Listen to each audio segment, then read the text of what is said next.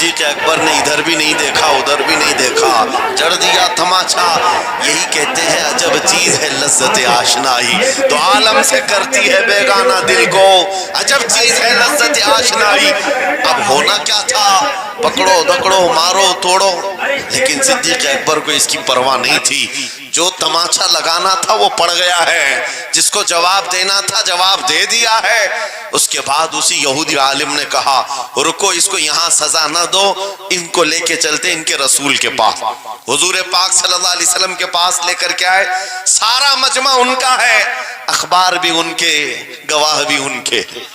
میرے عزیزو ساری چیزیں ان کی آج جیسے ہے، پرنٹ میڈیا، الیکٹرانک میڈیا، ساری دجالی میڈیا، جو چاہے پھیلا دے۔ یہودی سارے آئے حضور کے پاس آ کر کہنے لگے آپ کا یہ صحابی ہمارے ہاں بڑی بدتمیزی کیا ہے۔ کہا کیا کیا؟ ہمارے عالم بیان کر رہے تھے خدا آپ کا غنی ہے آپ فقیر ہیں۔ الٹ دیا جملے کو۔ یہودی کہہ رہے ہیں ہمارا عالم آپ کی خدا کی شان بیان کر رہا تھا، اللہ غنی ہے اور مسلمان فقیر ہیں۔ اس بات پر ابو بکر نے تماچا لگا دیا۔ حضور پاک نے پوچھا ہے ابو بکر کیا اس بات پر تم نے تماچا لگایا؟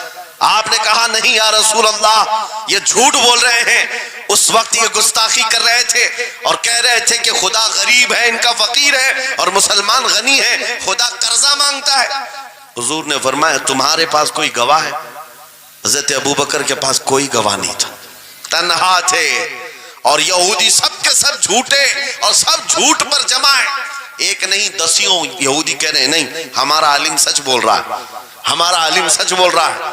ایک بات یاد رکھو اے مسلمانوں، ان تمام چیزوں سے اپنی ذہن کو صاف کر لو، جھوٹ پر ساری دنیا جمع ہو جائے تب بھی تم اس پر کان نہ دھرنا، ایک وقت آئے گا جو اللہ کی مدد آئے گی۔ بے شک بے شک۔ ہوا کیا؟ حضرت ابو بکر صدیق تنہا ہے، آپ نے سر جھکا لیا، کہا یا رسول اللہ میری اس بات کا تو کوئی گواہ نہیں وہاں پر، لیکن یہ جھوٹ بول رہا تھا، یہ جھوٹ بول رہا ہے ابھی۔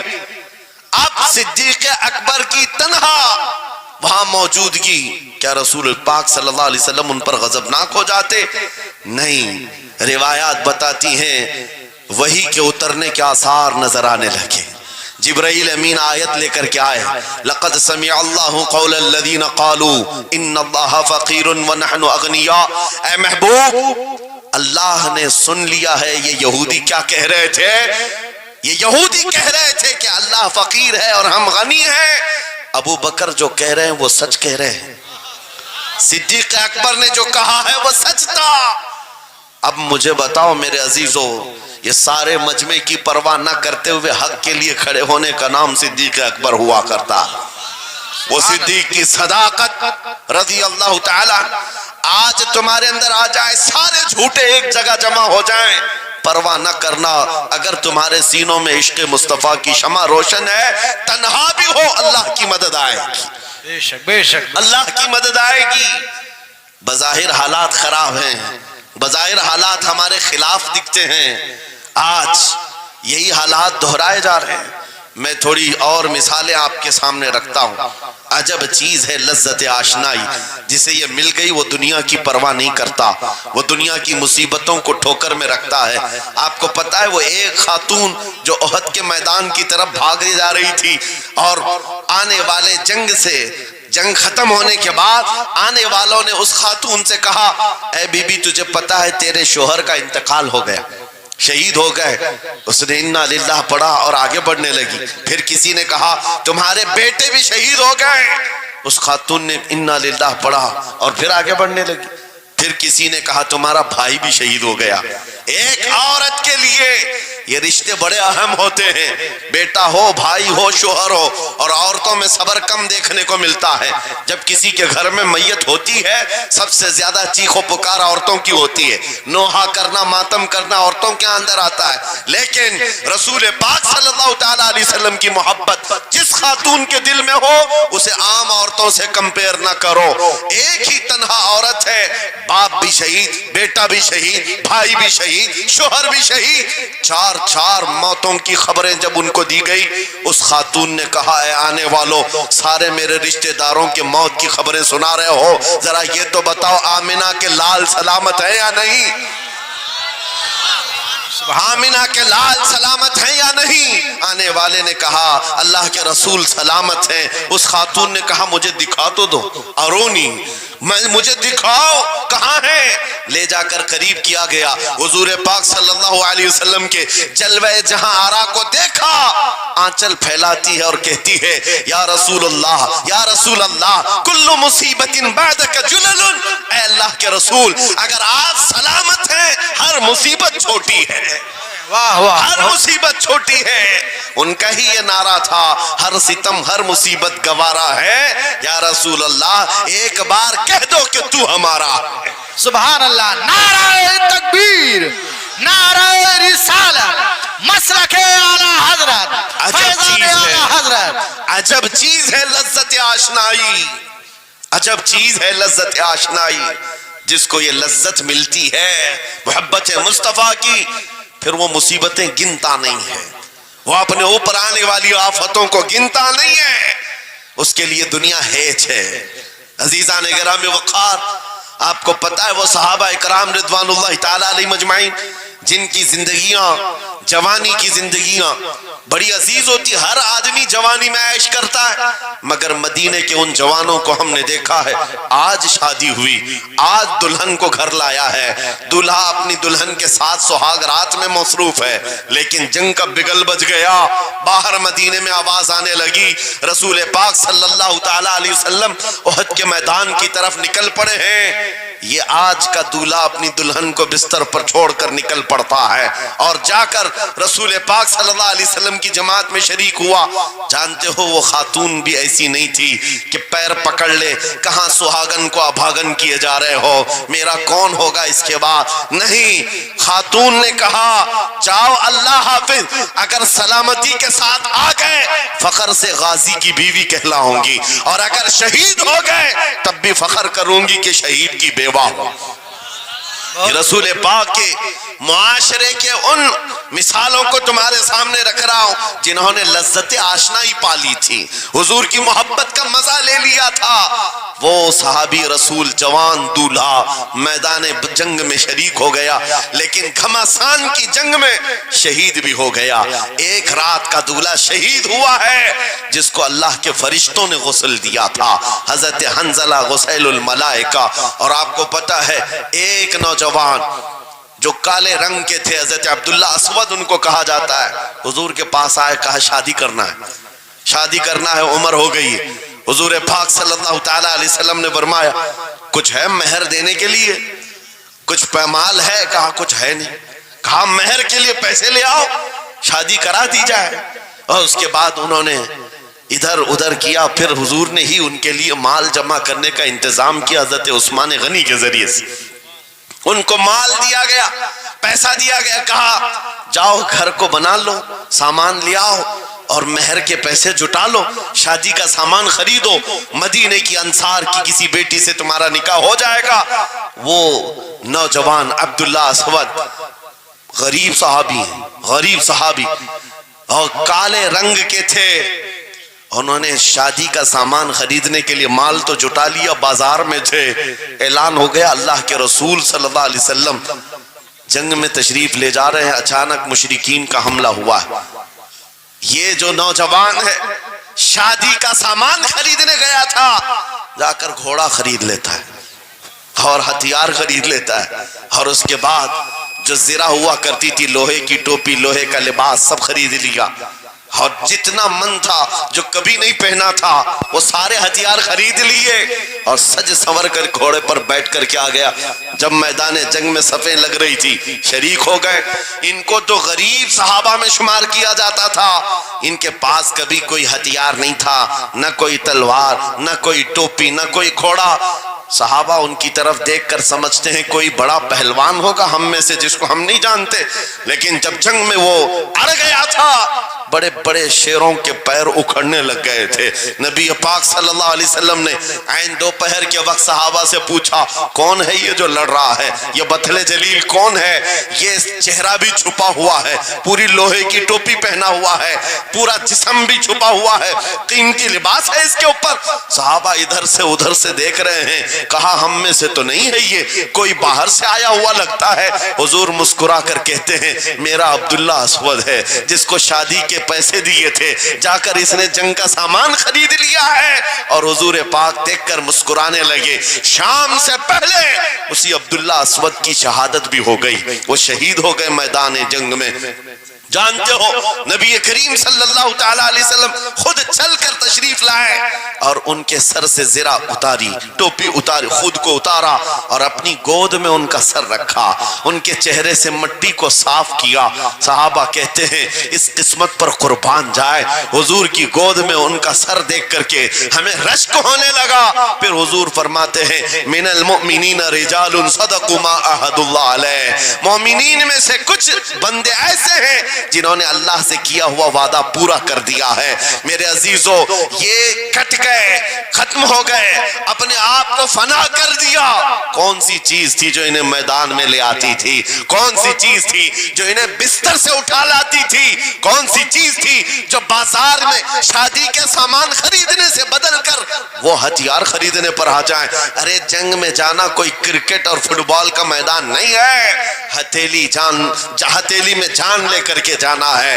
اچھے اچھوں کے حالات خراب ہو جاتے ہیں، ایک ڈنڈا دیکھ لے، لیکن وہ نبی پاک صلی اللہ علیہ وسلم کے ساتھ ایسے نکل پڑتے تھے جیسے لگتا ہے روز کا کام ہے۔ یہ کون سی چیز ہے جو انہیں لاتی تھی؟ وہی اقبال کہتا ہے عجب چیز ہے لذت آشنائی، عجب چیز ہے لذت آشنائی۔ بدر کے میدان میں حضور جا رہے تھے، ایک گھر میں رات کو لڑائی چل رہی ہے، کس کے درمیان؟ باپ اور بیٹے کے درمیان۔ باپ بوڑھے ہو گئے ہیں، بیٹا لڑ رہا ہے، ابا آپ نہیں جائیں گے، آپ گھر میں رہیں گے، میں جاؤں گا۔ باپ کہتے ہیں نہیں بیٹا تو گھر سنبھال، میں جاتا ہوں، میری عمر ہو گئی ہے، میں جاؤں گا حضور کے ساتھ۔ تکرار اتنی بڑھ گئی کہ انہوں نے قرآن اندازی کی، چٹی ڈالیں گے جس کا نام نکلے گا ہو جائے گا۔ قرآن اندازی ہوئی تین بار بھی ہوئی تو بیٹے کا ہی نام نکلا۔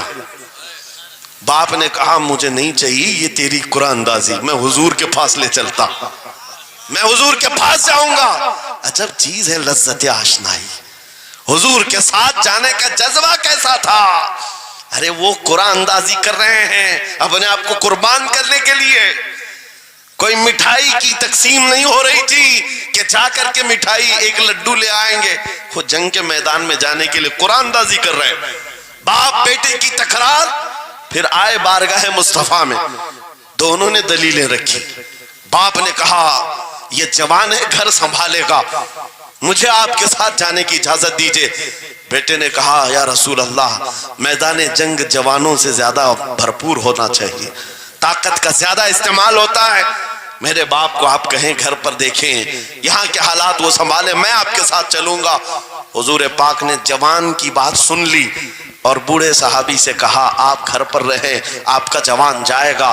اتنا جملہ کہنا تھا، چیخ نکلی ان کی، پھاڑے مار کر رونے لگے، کہا ہائے افسوس، اس بڑھاپے پر تف ہے مجھے، اس بڑھاپے نے مجھے نبی سے دور کر دیا۔ عجب چیز ہے لذت آشنائی، عجب چیز ہے لذت آشنائی۔ وہ بوڑھے ہو جاتے تب بھی یہ سوچتے کہ حضور کے ساتھ جانے کا موقع ملے۔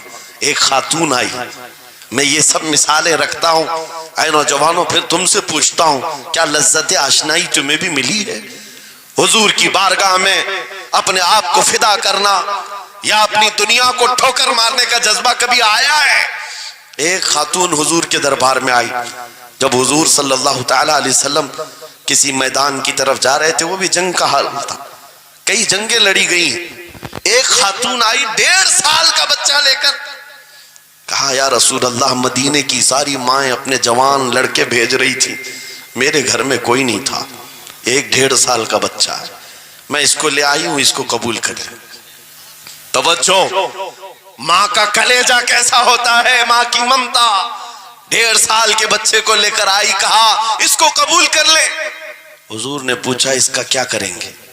وہ خاتون کہتی ہے یا رسول اللہ میرے شوہر شہید ہو گئے اور میرے پاس سوائے اس بیٹے کے کوئی نہیں. ہاں مجھے اندازہ ہے میرا بیٹا چل پھر نہیں سکتا، تیر تلوار نہیں اٹھا سکتا، یہ جنگ میں جانے کے قابل نہیں، لیکن میں اس حصے سے محروم نہیں ہونا چاہتی جو مدینے کی ہر ماں لے رہی ہے. بس یا رسول اللہ میرے بیٹے کو آپ کسی مجاہد کے ہاتھ میں دے دیں، جب دشمنوں کی طرف سے تیر چلے میرا بچہ ڈھال کے کام تو آ سکتا ہے، میرا بچہ ڈھال کے کام تو آ سکتا ہے. عجب چیز ہے لذت آشنائی، عجب چیز ہے لذت آشنائی. جسے یہ آشنائی کی لذت ملی ہے اس نے مصطفیٰ کریم کے قدموں میں بچے بھی وار دیے، سب لٹا دیا ہے. ان کے لیے مال کی کوئی اہمیت نہیں تھی. آپ کو پتا ہے صدیق اکبر رضی اللہ تعالیٰ عنہ کے گھر ایک بار رسول کریم صلی اللہ علیہ وسلم تشریف لائے اور وہ اس وقت عبادت میں مصروف تھے. اچانک حضور کریم اکرم صلی اللہ تعالیٰ علیہ وسلم گھر جیسی آئے، دروازہ کھلا، حضور سیدھے ایک کمرے کی طرف گئے، وہاں ایک صندوق رکھا تھا اور اس میں کچھ مال تھا. حضور اکرم صلی اللہ تعالیٰ علیہ وسلم نے اس صندوق سے مال کو اٹھایا. حضرت ابوبکر صدیق مسکرائے اور کہا شکرن للہ، اے اللہ تیرا شکر ہے. حضور پاک نے ان کے مال کو جیسی اٹھایا، کہتے ہیں میں ابھی اللہ کریم کی بارگاہ میں دعا یہی کر رہا تھا، اے مولا بس تو اتنا کرم کر دے تیرا رسول میرا پورا مال اپنا سمجھا کرے، اپنا سمجھ لے. وہ اپنے آپ کو سب لٹا دیتے، پھر کہتے میرے عزیزو عجب چیز ہے لذت آشنائی. جسے یہ مل گئی ہر مصیبت اسے چھوٹی لگتی، ہر مصیبت ہلکی لگتی ہے. اب آؤ میں تم سے پوچھتا ہوں، یہاں تھوڑی سی تکلیفوں پر بلبلا اٹھتے ہیں، تھوڑی سی تکلیف کیا آئی کہ تتر بتر ہو جاتے ہیں. تمہارے آج اتحاد کو دیکھنے کے لیے آنکھیں ترس گئی ہیں. ہمارے اختلافات اتنے بڑھ گئے، اتنے بڑھ گئے. ایک جماعت ہے، ایک سنیت ہے، ایک مسلک ہے، لیکن ایک دوسرے سے مساوا کرنا نہیں چاہتا، ایک دوسرے سے گلے ملنا نہیں چاہتا. علماء کی جماعتیں الگ، پیروں کی جماعتیں الگ. کیا یہ جینے کے سلیقے ہیں؟ کیا تمہیں لذت آشنائی نہیں ملی ہے؟ نبی کریم صلی اللہ تعالیٰ علیہ وسلم کی آشنائی کی لذت جسے ملتی ہے وہ نفس کو مار دیتا ہے. اس کے پاس سوائے حضور کی نسبت کے کسی چیز کا خیال نہیں ہوتا، کسی چیز کا خیال نہیں ہوتا. صحابہ اکرام کی بات میں آپ کو بتاؤں، آج دنیا میں اس طرح ہماری طرف جو نظریں اٹھی ہیں اس کی وجہ یہ ہے کہ ہمیں توڑ دیا گیا ہے. وہ 100 سال پہلے انگریز یہاں یہ کہتے تھے جس کو اقبال نے کہا ہے یہ فاقہ کش موت سے ڈرتا نہیں، ذرا روح محمدی اس کے بدن سے نکال دو. 100 سال پہلے انگریزوں نے کہا تھا روح محمدی اس کے بدن سے نکال دو. کیوں؟ جب تک روح محمدی اس کے ساتھ ہے وہی لذت آشنائی ہے جس کو میں کہہ رہا ہوں، وہی عشق مصطفیٰ ہے. جب تک اس کے ساتھ ہے یہ موت سے کبھی ڈرتا ہی نہیں ہے. اس کو موت سے ڈرانا ہے تو یہ اس عشق کی دولت کو کھینچ لو، نکال لو، روح محمدی اس کے بدن سے نکال دو. تم سب نوجوانوں کو میں تنبیہ کرتا ہوں میرے عزیزوں، روح محمدی تم سے چھیننے کے لیے دنیا نے ایڑی چوٹی کا زور لگا دیا ہے. تمہارے مٹھی میں ہر گناہ کو لا کر جمع کرنے کی کوشش کی گئی ہے. تمہاری آنکھوں کو آج خرید لیا گیا، تمہاری حیا کا قتل کر دیا گیا، تمہارے اخلاق کہاں چلے گئے. ہمارا وہ نوجوان جب نکلتا تھا تو اس کے لیے فرشتے استقبال کرے. امت محمدیہ کا وہ غیور جوان جس کے لیے اللہ تعالیٰ نے طوفانوں کے رخ موڑ دیے، سمندروں میں راستے بنا دیے، سمٹ کر پہاڑ ان کی ہیبت سے رائی. آج اس کا حال یہ ہے کہ پوری رات پب جی میں گزار رہا ہے، یہ ٹک ٹاک پر مجرے کر رہا ہے. یہ لا کر کے تمہارے ہاتھوں میں اسی لیے تھمایا گیا ہے، اسی لیے تھمایا گیا ہے. اور ایک جملہ میں کہتا ہوں عزیزوں، جب شیر اپنی شیری چھوڑ دیتا ہے تو بہت سارے کتے بھونکنے لگ جاتے ہیں. ہاں، کتوں کے اندر دم آ جاتا ہے. آج دیکھ رہے ہیں ہم، ادھر سے کتا ادھر سے کتا، ہر کوئی منہ اٹھائے بھونکے جا رہا ہے، کبھی حضور پر، کبھی اسلام پر، کبھی قرآن پر. اس کی وجہ کیا ہے؟ محمد عربی کے شعروں کو نیند آ گئی ہے، یہ غفلت میں ہے، اور یہی چاہتی بھی ہے دنیا کہ یہ نوجوان نشے میں ملوث رہیں، یہ دھت رہیں، حسن کے پیچھے بھاگتے رہیں، دولت کے پیچھے ایک دوسرے کا قتل کرتے رہیں۔ دنیا یہ چاہتی ہے محمد عربی کے شعروں میں ہوش کبھی نہ آئے، ورنہ ان کو بھی پتا ہے کہ جس دن یہ کھڑا ہو گیا بہت سارے کیڑوں کی موت آ جائے گی، بہت سارے کتوں کو یوں ہی کھجلی شروع ہو جائے گی۔ تمہیں اٹھنے دینا نہیں چاہتی دنیا، کبھی بیدار ہونے نہیں دینا چاہتی، مگر جب تک ہمارے پاس آواز ہے، جب تک زبان ہے، ہم بولتے رہیں گے۔ ایک ہی چیز ہے جو تمہیں یہاں سے وہاں لے جاتی ہے، وہ کون سی ہے؟ کہ محمد سے وفا تو نے، تو ہم تیرے ہیں، یہ جہاں چیز ہے کیا لوح و قلم تیرے ہیں۔ سبحان اللہ، نعرہ تکبیر، نعرہ رسالت، مناظر اہل سنت، علامہ سلمان رضا صاحب قبلہ۔ میرے عزیزوں، ایک بات یاد رکھ کر کے چلو، دنیا آج کہتی ہے ان کے پاس کچھ نہیں ہے، تمہارے پاس کچھ نہیں ہے، صحیح کہتی، اخبار میں یہی چھپا، رپورٹوں میں یہی چھپا، سپریم کورٹ کے ریٹائرڈ ججوں نے مل کر کے ٹیم بنائی اور ہمارا سروے کیا ہندوستان بھر کا، کہا کہ یہ بیکورڈ ہیں، ان کے پاس ایجوکیشن نہیں رہ گیا، ڈپارٹمنٹ میں ان کی نمائندگی نہیں ہے، یہ پڑھے لکھے نہیں ہیں، مال میں بھی کم ہے، نوکریوں میں بھی کم ہے، سب رپورٹیں ان کے پاس ہیں۔ پھر میں کہتا ہوں یہ میڈیا کے کتے 24 گھنٹے ہم پر بھونکتے کیوں ہیں؟ جب کچھ بھی نہیں ہے، بیکورڈ ہے، ٹوٹی ہوئی بکھری ہوئی قوم ہے، تو کیوں ہم پر بھونکتے ہو بار بار؟ تمہیں میں بتاتا ہوں، یہ بار بار بھونک کر بتاتے تم کچھ ہو، تمہارے پاس کچھ ہے، کچھ ہے، ان کو پتہ ہے، تمہیں نہیں پتہ ہے۔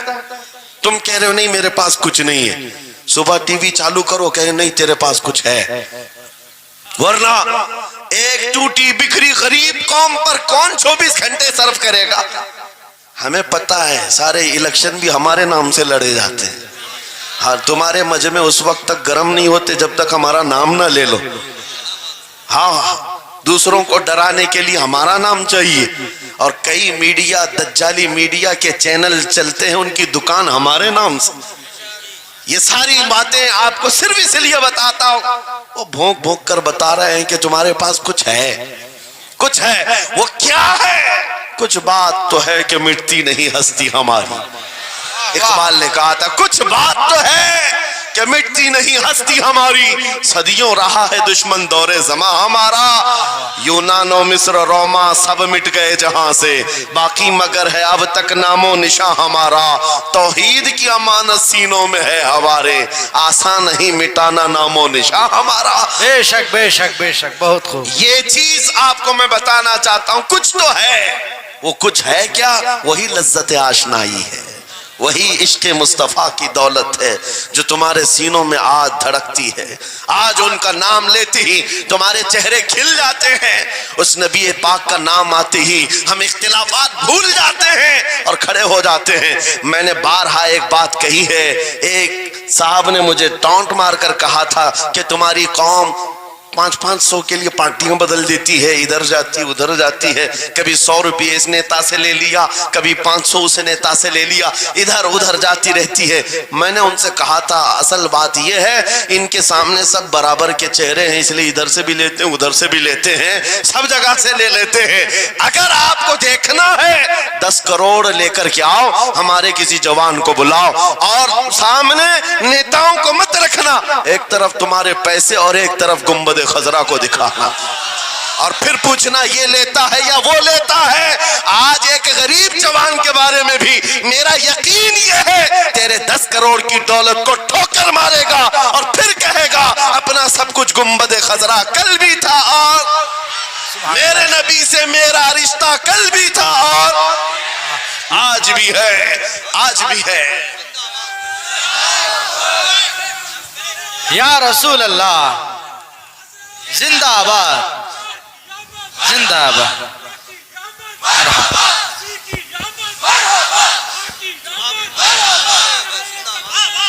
نہ ہو مایوس اقبال اس کشت ویراں سے، ہم بھی یہی کہتے ہیں، میں مایوس نہیں اس کشت ویراں سے۔ یہ جو کھیتی ہماری टूटी बिखरी हुई दिख रही है। लोग कह रहे हैं खलियान खत्म हो गए, अब खेती में कुछ नहीं है। खुद खेती में कुछ नहीं है तो फिर सारे इधर क्यों मुंह लगाए बैठे हैं? हमको पता है जरा नम हो तो बड़ी जरखेज है ये मिट्टी, जरा नम हो तो बड़ी जरखेज है ये मिट्टी। हमारे जवानों को आवारा तुमने किया है, हमारे जवानों को नशा तुमने बांटा है। इनको सब पता है हमारे मोहल्लों में नशा आता कहां से है, देता कौन है, खाता कौन है, खिलाता कौन है, पिलाता कौन है, सब पता है। लेकिन तुमने बाज़ाब्ता प्लानिंग के साथ इनको नशा और चीजें खिलाई।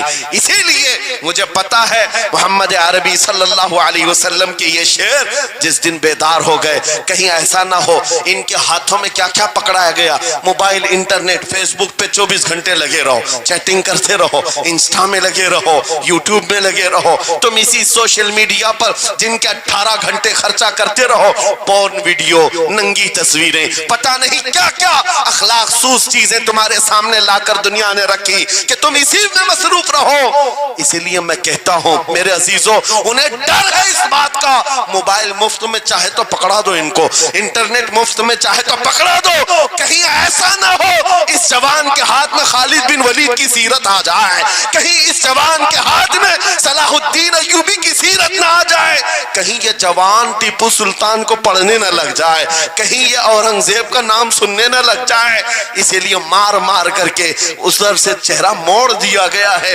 अजीजा ने गिरामी वक़ार, वो 1000 मोड़े, मैं इंशाअल्लाह ये बात जरूर कहूंगा आपको। फिर मैं कहता हूं, मैंने तो मिसाल में 4 नाम लिए, 4 नाम लिए और ऐसे नाम लिए हैं कि पता नहीं औरंगजेब का नाम लेते हैं तो लोगों को तकलीफ होने लगती है। आज होती है ना, मुझे समझ में नहीं आता औरंगजेब कैसे मारा था, इतने साल तक दर्द कर रहा है।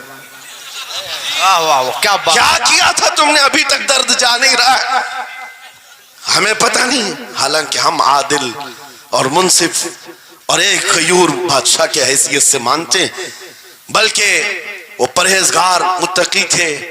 मैं आपको इसलिए बता रहा हूं नौजवानों कि कहां तुम चूहों की सीरत पढ़ने लग गए, तुम्हें नबी पाक के शेरों की सीरत पढ़नी चाहिए। वाह, सुभान अल्लाह, सुभान। जब आदमी बुज़दिलों के पीछे भागता है तो बुज़दिल होता है। तुम जो है स्टंट करने वाले बॉलीवुड और हॉलीवुड के पीछे मत भागो, उनकी रियल लाइफ कुछ नहीं है। वो पर्दे में जो दिखता है हकीकत में होता नहीं। हाँ, स्टंट करना और है। रसूलुल्लाह सल्लल्लाहु अलैहि वसल्लम के एक सहाबी खालिद बिन वलीद की मिसाल लाकर दिखा था। 125 जंगों में शिरकत किया, एक जंग में भी शिकस्त नहीं हुई। वाह, बेशक। एक हाथ में तलवार जो उठाते थे उसका वजन 35 किलो का था, दूसरे हाथ में जो ढाल पकड़ते थे उसका वजन 40 किलो का था। हाँ, ये जवान हुआ करते हैं, स्टंटमैन नहीं है। वो कौन सी दौलत थी उनके पास, कौन सी ताकत थी जिसे लेकर के वो मैदानों में बेखुद उतर जाते थे। तो आलम से करती है बेगाना दिल को, अजब चीज है लज्जत आशनाई। वाह वाह वाह, बहुत खूब। अजब चीज है लज्जत आशनाई। अजीजा ने गिरामी वक़ार, वो चीज एक बार तुम्हारे सीनों में आ जाए। मैं आज पूछता हूँ, दिल पर हाथ रख करके बताओ, इतने दिनों से जवान हो गए, बड़े हो गए, समझ आ गई, अकल आ गई, क्या कभी कोई रात ऐसी आई है तुम्हारे दिल में तड़प पैदा हो गई हो, बार बार हवक उठती हो? दुनिया की रंगीनियां बहुत देख लिया, मौला एक बार तेरे नबी का चेहरा दिखा दे, मुझे आमिना के लाल को देखना है, उस हुस्न जहां आरा का दीदार करना है। कभी तमन्ना हुई?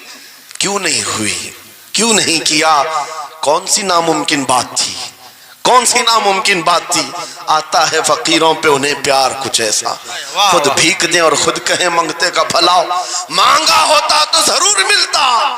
और इन आंखों में एक बार वो लज्जत आशनाई आ जाती तो फिर फख्र से तुम भी हर जगह घूमते और फिर ये कहते फिर के गली गली तबाह ठोकरें सबकी खाई क्यों, दिल को जो अक्ल दे खुदा तेरी गली से जाए क्यों। जिनको लज्जत आशनाई मिल गई थी वो कहते थे, ये जिनको लज्जत आशनाई मिली है उनके जुमले ये थे, उस गली का गदा हूं मैं जिसमें मांगते ताजदार फिरते हैं, वो सुए लालाजार फिरते हैं, तेरे दिन ए बहार फिरते हैं।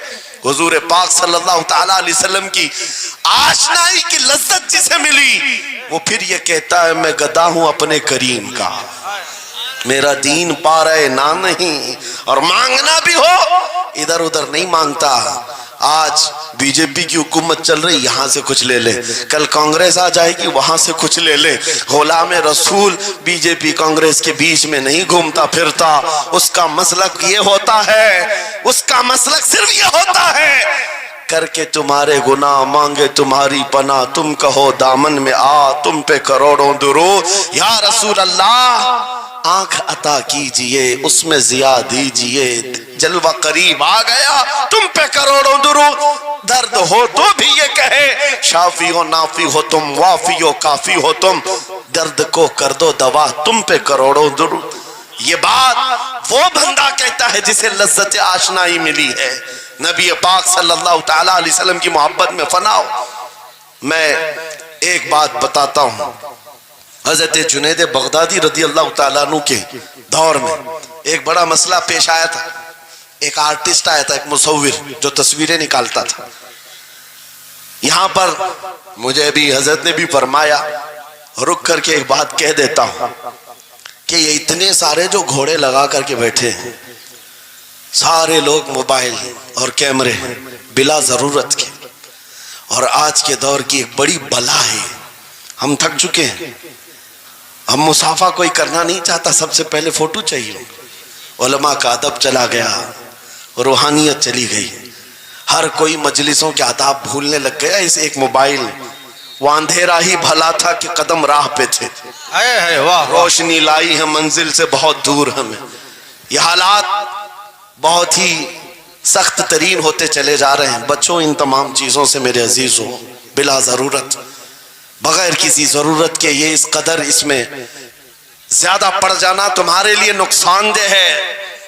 میں کہہ رہا تھا بغداد میں ایک مصور جو اس کمال یہ رکھتا تھا کہ اس کو جیسے آرڈر دیا جائے ویسی تصویر نکالتا، یعنی کوئی سامنے بیٹھ کر کے بتائے میرا محبوب ایسا تھا ویسا تھا، وہ اس کی سن کر کے تصویر نکالتا، صرف اس کو حلیہ بتاؤ تصویر نکالتا، اس کا کمال تھا۔ ایک لوگ اپنے اپنے محبوبوں کی محبوباؤں کی تصویریں نکالتے، اور جب اس کے گھر کے پاس بھیڑ لگی تھی، اسی بھیڑ میں جنید بغدادی بھی تشریف لا، سید الطائفہ ہیں، ولیوں کے سردار ہیں اپنے زمانے۔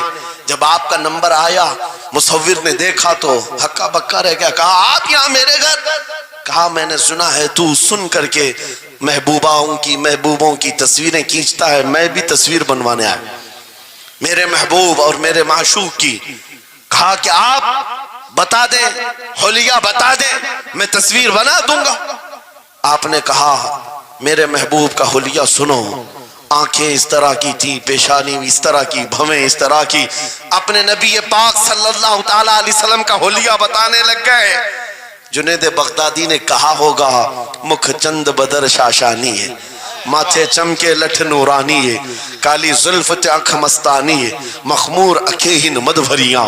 یہ حضور پاک صلی اللہ علیہ وسلم کا نقشہ کھینچ رہے تھے۔ مصور نے کہا رکو، یہ تصویر میرے پاس پہلے سے رکھی ہے۔ کہا کہ تمہارے پاس پہلے سے لوگ آرڈر دیتے پھر بنواتے؟ کہا در حقیقت آپ جس سے محبت کرتے میں بھی اس سے محبت کرتا ہوں، لاؤ تصویر۔ وہ مصور اندر گیا اور پورا قرآن لا کر جنید بغدادی کے پاس رکھا۔ سبحان اللہ سبحان اللہ۔ کہا کیا ہمارے محبوب کی اس سے بہتر تصویر ہو سکتی ہے؟ جب نبی پاک کا چہرہ دیکھنا ہو پڑھو والضحیٰ واللیل اذا سجا، جب نبی پاک کی زلفیں پڑھنا ہو دیکھو رب تعالیٰ نے فرمایا واللیل اذا یغشا، ہاتھوں کے بارے میں فرمایا وما رمیت اذ رمیت ولکن اللہ رما، قدموں کے بارے میں فرمایا لا اقسم بہذا البلد، آنکھوں کے بارے میں فرمایا ما زاغ البصر وما طغى، سینے پاک کے بارے میں فرمایا الم نشرح لک صدرک، ان کے عطاؤں کے بارے میں فرمایا انا اعطیناک الکوثر۔ واہ بے شک۔ اس وقت میرے عزیزو حضرت جنید بغدادی نے قرآن اٹھایا۔ آپ سے میں ایک بات یہ کہہ رہا ہوں، جس کے دل میں حضور کی محبت ہے وہ ہر جگہ اپنے نبی کے اپنے محبوب کے جلوے ہی دیکھتا۔ بے شک بے شک۔ عجب چیز ہے لذت آشنائی۔ اور گمراہیت کے ساتھ جب قرآن بھی پڑھتا ہے تو اسے اس میں سے بیماریاں نکلنے لگتی، اس میں سے وہ برائیاں نکالنے کی کوشش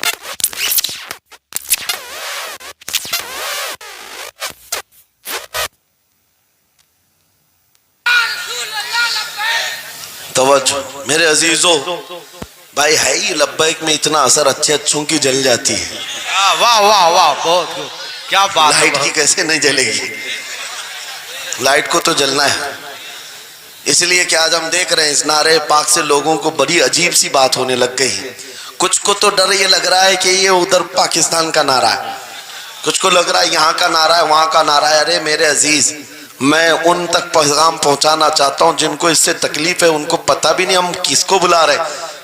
لبیک یا رسول اللہ کا مطلب پاگلو خوف نہ کھاؤ، ہم تمہارے باپ کو نہیں پکار رہے ہیں، تاجدار مدینہ کو پکار رہے ہیں۔ بے شک، سبحان اللہ سبحان اللہ، یہ ہمارا ایمان ہے، یہ ہمارا ایمان ہے، ہم یہ کہہ رہے ہیں اللہ کے رسول ہم حاضر ہیں۔